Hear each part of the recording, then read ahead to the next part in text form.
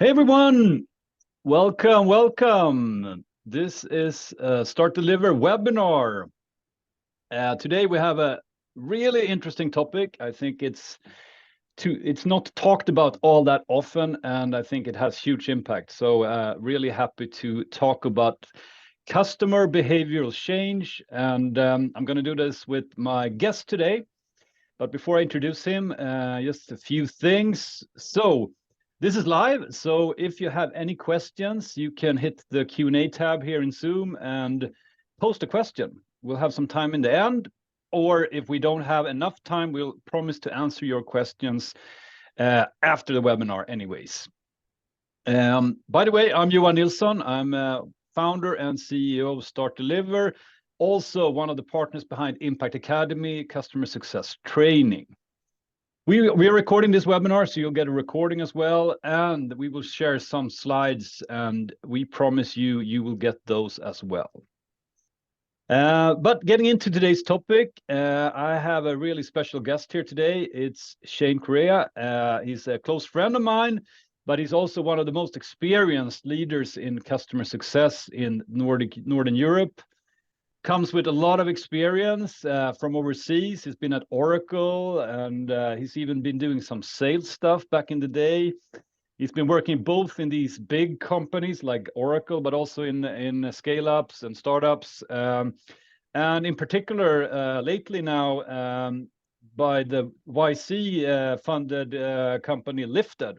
And I think a lot of experience from that is relevant for today's topic on how to change behaviors by coaching, by data, by nudging, and so on. So looking forward to talk more about that. And right now he's still working with specifically with this at with the team at Promote and Mindset. So a lot of experience in this area, a lot of experience in customer success, and I think that's awesome. So super glad to have you, Shane. Welcome. Thank you, Johan, and I really appreciate the energy. I could say that I'll start with that, and hope to at least try to match it. Yeah. Feeling a little old with that intro, I'll have to say. What I will say is, over the years, of course, you make mistakes, and that's what I hope to be able to share a lot of today. And I think it's something about habits that we do take for granted. We tend to know a little bit about it, but we struggle to really make it stick. And one of the things, like we talk and have a lot of things to share with our customers, and sometimes we get frustrated because they don't follow our advice. And I've had tons of experience, as Johan had described over the years, where I would say repeatedly underestimated the complexity that goes into behavioral change, and been fascinated by it. And we'll cover far more scientific approach to these topics from people like Kahneman and Fogg, and authors and professors like Brinkerhoff and Clear. So we'll cover some of that, a lot of information. So we're going to go quick. This is really just to scratch the surface. Yeah. But the big thing is the potential of this. So I think we truly underestimate the potential to a business when we rethink how we educate, because that's how we approach building habits. Is we offer training and then hope that it imparts itself onto our thousands of customers. And I think we need to start rethinking how that's done. Yeah, no, definitely. And I think, I mean, if you really think about it, I mean, most in this webinar are working in a SaaS business, and we sometimes think we're just a SaaS business, but what we really are doing with our SaaS products, we are actually changing behaviors. We are basically helping our customers change behaviors so they become better to achieve what they're trying to achieve, whatever that can be, their goals, basically. So, I mean, that's the fundamental thing we are actually doing. The software is just a means to that end, right? So it's important to keep that in mind, because, and also from my experience, and also now at Impact Academy and at Start Deliver, one of the most common challenges we see with customer success managers is that they they have a hard time to get in touch with the customers. The engagement is going down. They have a real hard time to get them re-engaged with the product, to get them started again. That's one of the main challenges in customer success. And that comes really back to this thing of getting them to have new habits, to change what behaviors. Because if they purchased our SaaS solution and they keep doing the things they were doing prior to that, they will get the same results, and that's not what they're actually looking for. So it is a very central thing to what we do in customer success. But speaking about potential, where should we kick it off? Where do we start? So I think that to start off with, we'll touch on decision making, a little bit of that, and then dig into a little bit about habits. And I'll be again using a little bit of my own experience in some of the companies that Johan mentioned, but also what we've been reading and what professors and scientists have been sharing. And I'm a fan of Cynic. I mean, I like to start with why. And as you were describing, we have software, we're trying to impart change, and we struggle. And I think if we start, let's be honest, let's think about our own personal approach to habits. It's not that easy. Otherwise, everyone would be, I guess, quite athletic and fit and eating only the good things. And depending on how you're motivated, maybe you are doing that, and maybe you're not. Maybe you are also striving to accomplish things. And if we think about our customers in their context, like they're stressed for time, they have probably changing priorities. If you think of the economy these days, so it's not strange that they're struggling to adopt the best behaviors. It's not strange that it can take time. And if we start with just decision making, like what goes into that? And if we think again ourselves, sometimes we make a gut-based decision, or sometimes we give it more thought. And there's cognitive, there's the brain, there's emotional, or the gut, and there's also social components, like what are others picking? There's a book, Daniel Kahneman, Thinking Fast and Slow, which you definitely should take a look at. He has one dual process theory. What is that? There's like fast and then slow. So the system one, they're automatic, intuitive, they're quicker, maybe knee-jerk gut reactions, those types of decisions. And it could be what you're going to eat. Other things in a slower situation, the second system, are things that you're giving much more thought. You're more deliberate with it. You may even include data and try to apply logic. But what I find interesting with this is there's the word heuristics and bias. What is heuristics? It's like a mental shortcut to making decisions. And we ignore the fact that we have bias. I'll say I can easily. We have conscious and unconscious. And one of them, if we talk about the bias, is confirmation bias. So I'm already prejudiced. I have a tendency for one thing. I will find the data to reinforce that. And that impacts your decision. There's others are availability. That's another heuristic where if everyone's doing that, if there's too much emphasis on information that's easy and readily available, that doesn't mean it's right. If you think about the news these days, it's getting even scarier. And the last one's anchoring.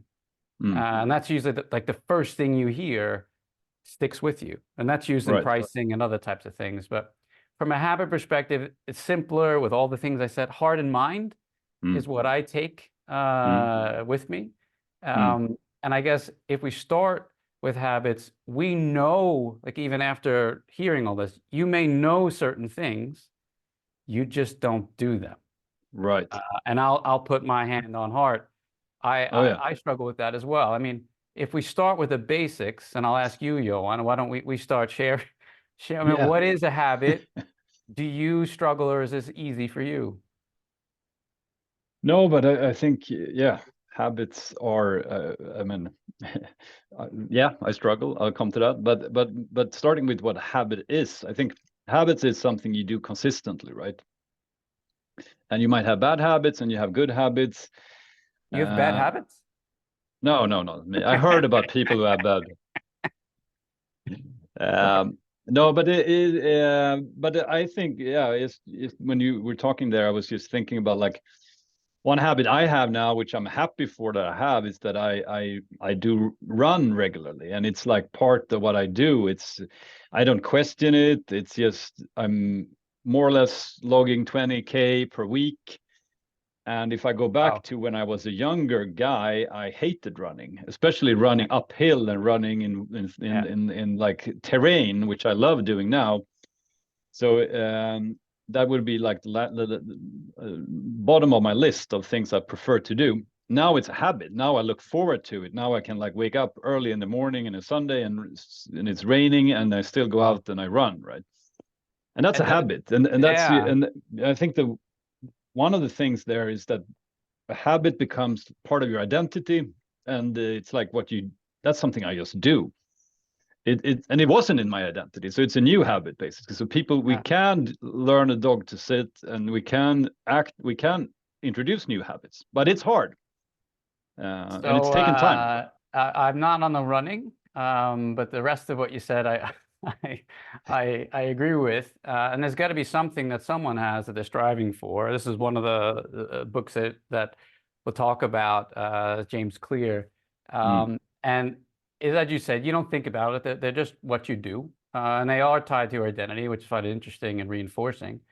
mm, What I've experienced is how powerful small things can be, mm, especially when you incorporate them into your daily routine. So Clear talks about making it, if you're going to try to do it, obvious, attractive, easy, and satisfying. mm. But what I find, those, in a way, as I read those, and they were kind of obvious, but it makes a difference when you read them.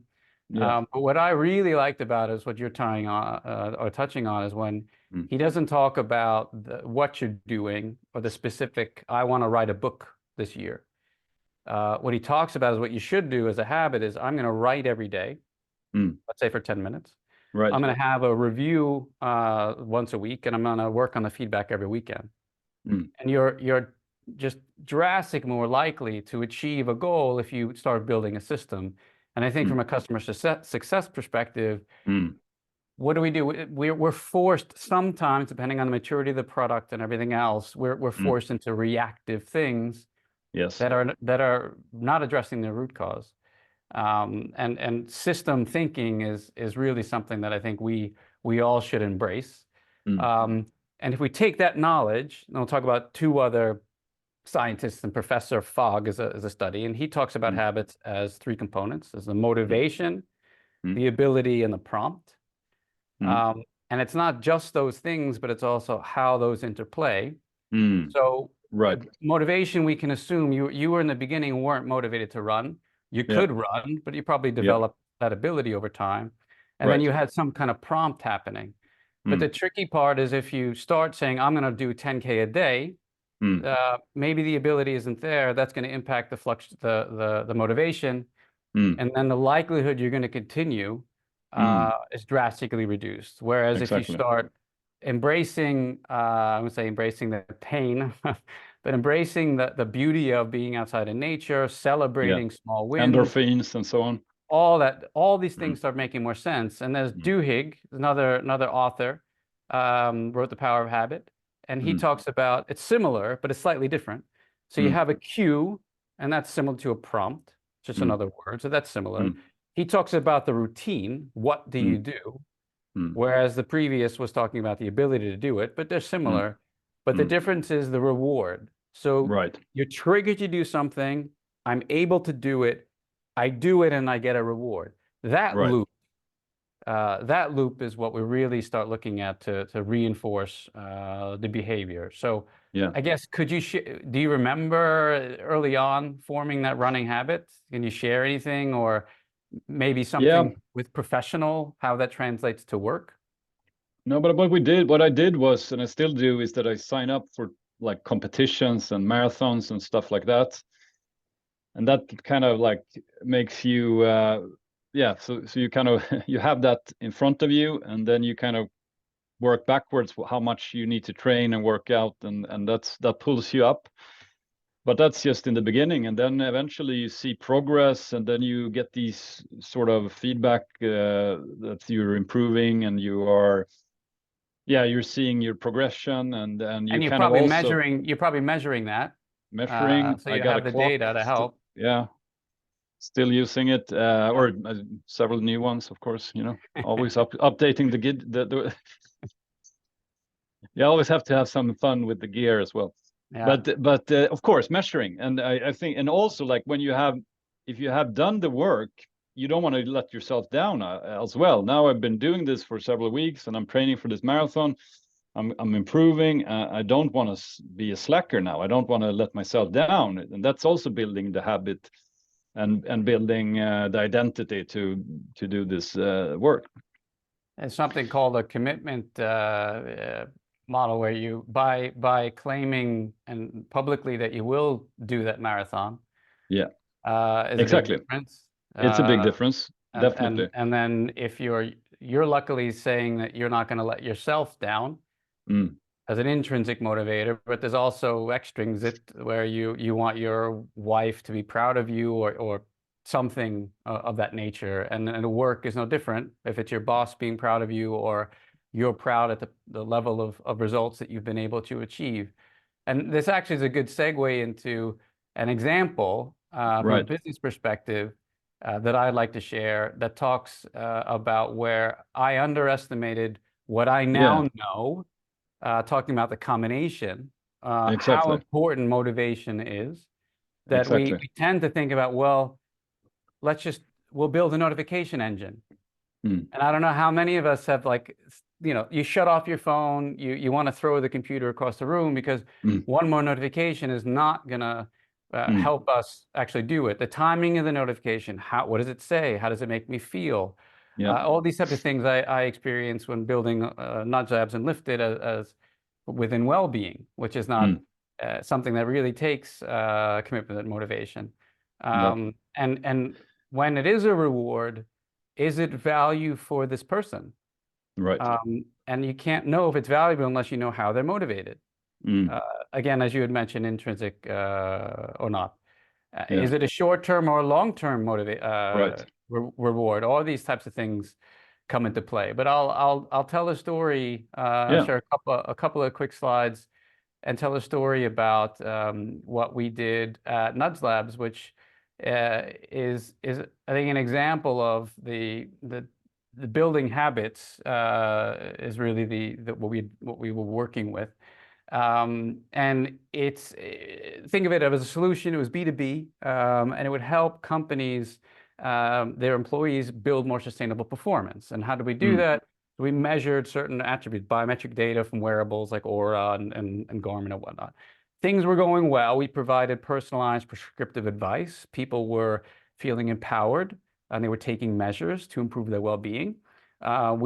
Investors got into a leading accelerator, Y Combinator. Like, things were going really well, and we underestimated a subtle, like we talked about, behavioral change. Think about the gym on the 2nd of January compared to even the 12th or the 3rd week in January. We weren't building sustainable behavioral change. People were reverting back. And what was missing was some of the things that you described, was understanding the motivation, the accountability. So we talked about, okay, how are we going to build habits for our customers? We had accountability. We introduced coaching. So you could think about it in a way as a CSM that would, okay, not a QBR, we're doing it more often, but it still was a meeting that said, I'm going to commit to doing these things, and therefore I'm more likely to do it. They promoted self-reflection, so they were more self-aware, so they understood what was motivating them. Was it for themselves or for their significant partner? And we also incorporated, okay, you're already doing these things. Maybe it's walking to work. Do you take a little bit extra walk, or you're brushing your teeth? Do you do squats during that? So stacking those types of things, all of these things together started having the impact that we were looking for. But in the beginning, it didn't do that. And despite, again, we gave personalized prescriptive advice, and it wasn't resulting in really what we're looking for. So that was a big learning for me. I don't know, Johan, do you have any examples? I'll stop sharing. And any examples that you'd like to share from Right. a business perspective? No, but I think from what I talked about earlier, like running or your personal sort of habits, I think it's easy to relate to. It's much harder to put this into a business scenario, and especially if you have a more complex SaaS solution and you have multiple stakeholders and users and so on. It's more complex, but the same things apply. And I've seen this many times, where you basically, you can have a scenario where if you bring in a new customer, you have maybe a C-level person signing off the contract, doing the purchase basically. Then you have a project manager that's going to do the onboarding, and then you have a group of users that's supposed to use this SaaS product. And after a while, you kind of see how adoption fails, and they are not being active anymore. And I think it's a very common situation where you basically kind of you lost them on several points here. And so I think these things apply. They are a little bit different in the B2B or in a business to business scenario. But I think this is what's really interesting to talk about, how you can kind of unlock this, and as a customer success team, as a customer success manager, work with a customer that's where basically we are off rails.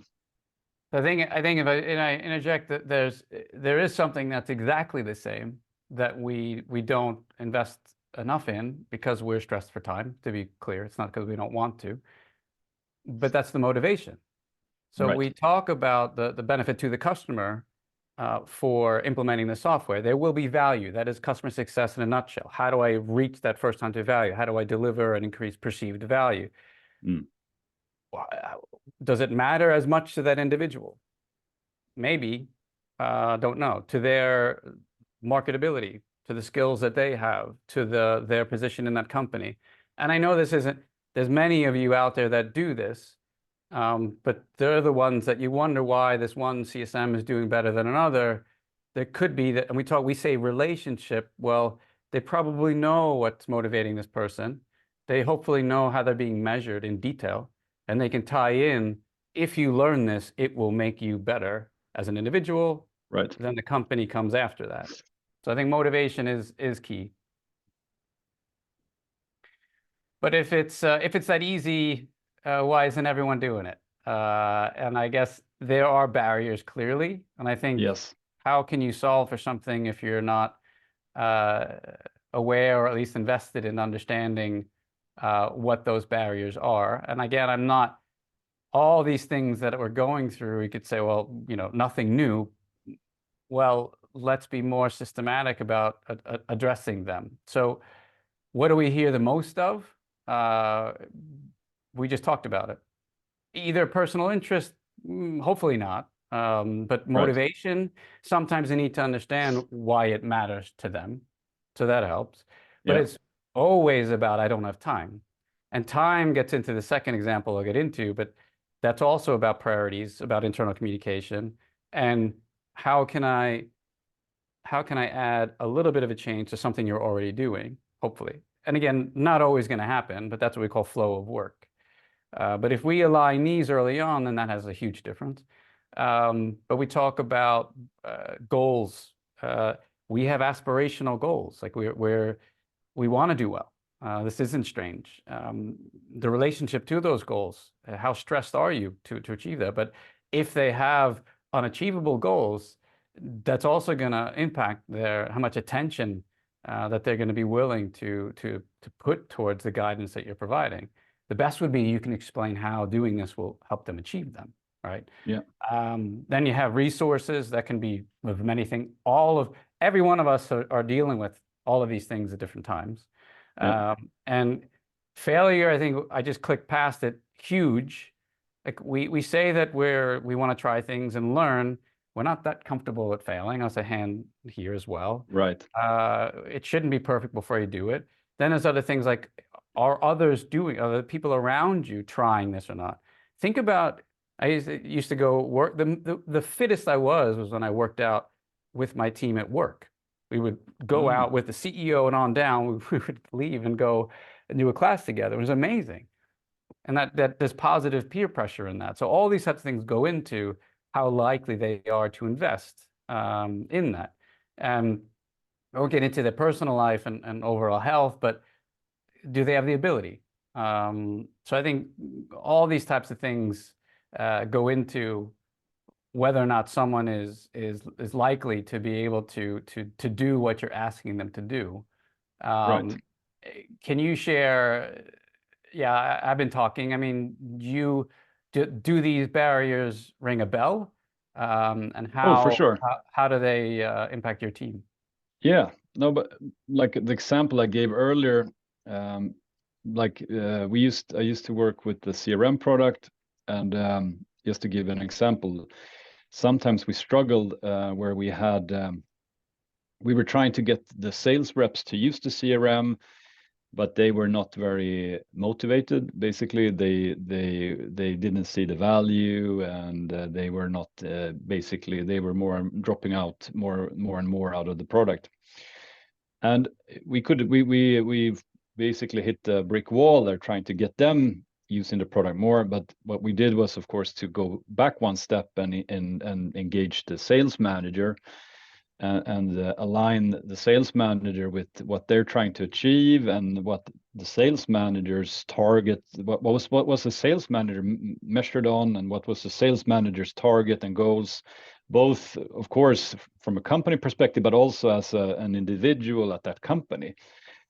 And then we of course introduced the CRM as a way to achieve those goals. And by doing that, the sales manager become much more committed, of course, to see that the team also was motivated by using the tool, and they freed up some resources to make it better, the data quality better, to simplify some workflows, and invested in marketing solutions to support and so on and so on.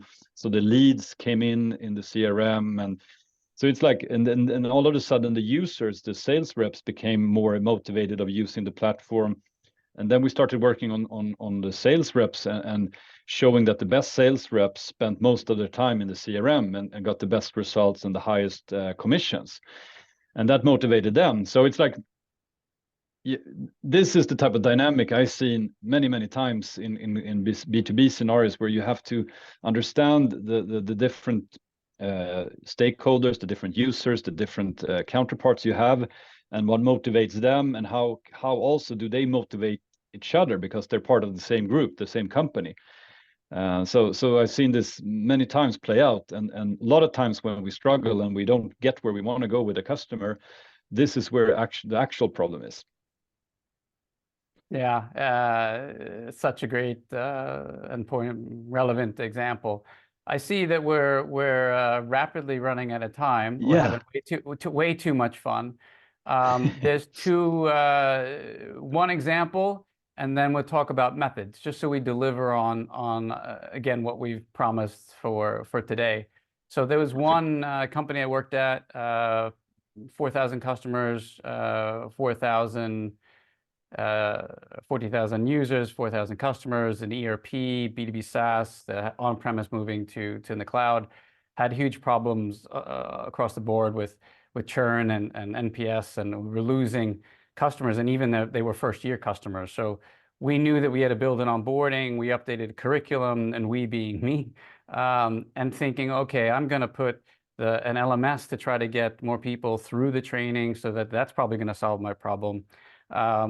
Despite investing a ton of effort and time, I love this US American saying, they lead a horse to water, but you can't make them drink. So just the access to the information is not going to be enough to have someone adopt the best practice that you were describing, because of the barriers that we've already mentioned.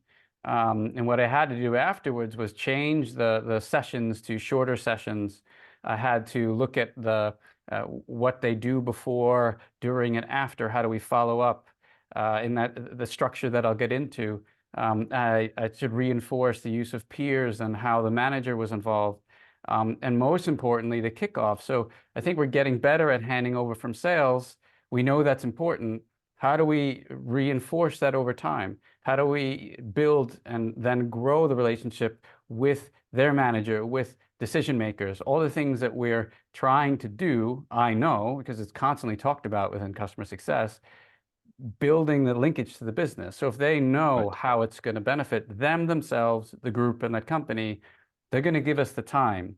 And then the last part is, well, how do we do that?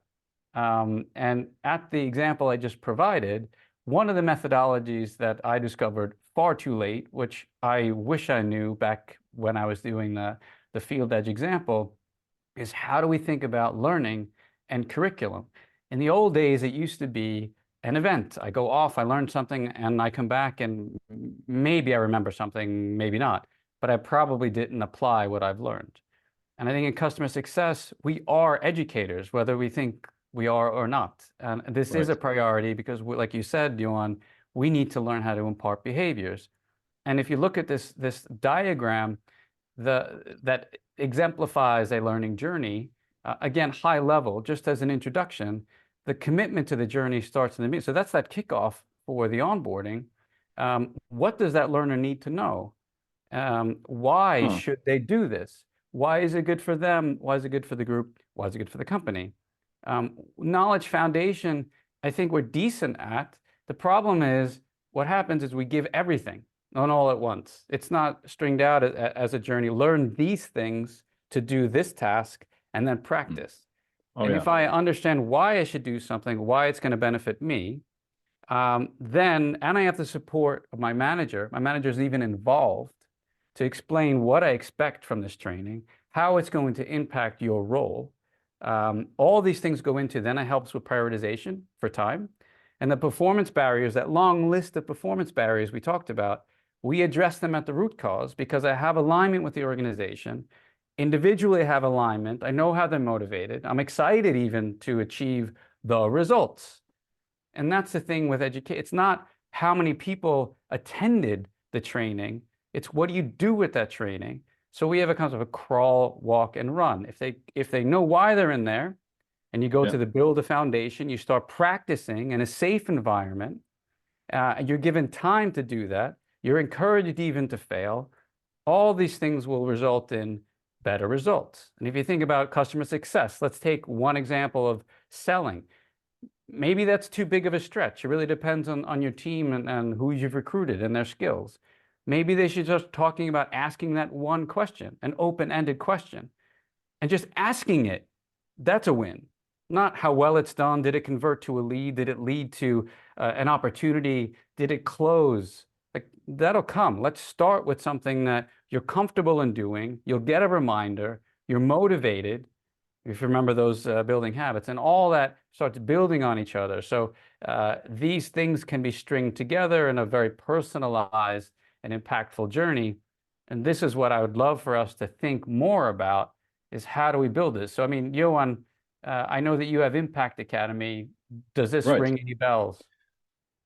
No, but for sure. So, I mean, first of all, we've been talking now about how we can change our customers' behaviors, but it's equally important also to look internally in the team, of course. What behaviors do we have internally, and what we learned as well, I learned myself as well, is that customer success, there is also a lot to be improved in terms of skills and competence and evolve, make the team evolve. And there's that's what we do basically at the Impact Academy. We help customer success teams take the next step in terms of skills and competence in their role, if it's within onboarding, if it's in with the retention, if it's in within expansion or success plans or any of these areas.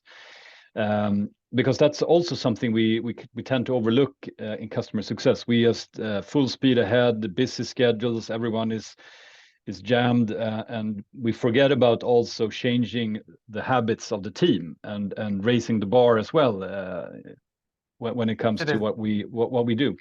there's a point that you have in the Impact Academy they're already adopting, and that's do not underestimate the power of peer learning, of this cohort, of Exactly. learning from your peers and committing to doing something with your peers. So maybe you can't get your Yes. manager to join, But I tell you, it makes an enormous difference if you're doing that together. And the relationships that you even build in those classes, they last further on. And we have instances where even senior leaders, that network makes you far more marketable internally, helps you to drive change internally, all these internal relationships. So don't underestimate that, especially even in onboarding. I didn't embrace community as part of an onboarding. We had some cohorts, but making those larger really drastically changes the ability for someone to stay motivated, because that's the one that ends up killing us if we think about our lives or at work. So I would love to follow up. If you're interested in that, tell Johan and the team, and we'll have a separate session on that.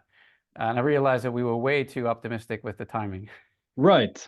We usual. were, but we covered a lot of things. And if you're interested to catch up on this, we'll share Shane's contact details with you as well. And also, of course, make sure to check out upcoming courses at Impact Academy if you want to boost the team or yourself. And there is 2 starting now on March 4th. One is success plans, and one is about customer-centric automations. So it's about scaling efficiently as well. All the best. Thanks a lot, Shane, for joining. This is a great, interesting topic. A lot more to talk about further down the road here. So we'll be back for sure. Huge pleasure. Thank you, everyone. Sorry we went long. Fun stuff. Have a great day.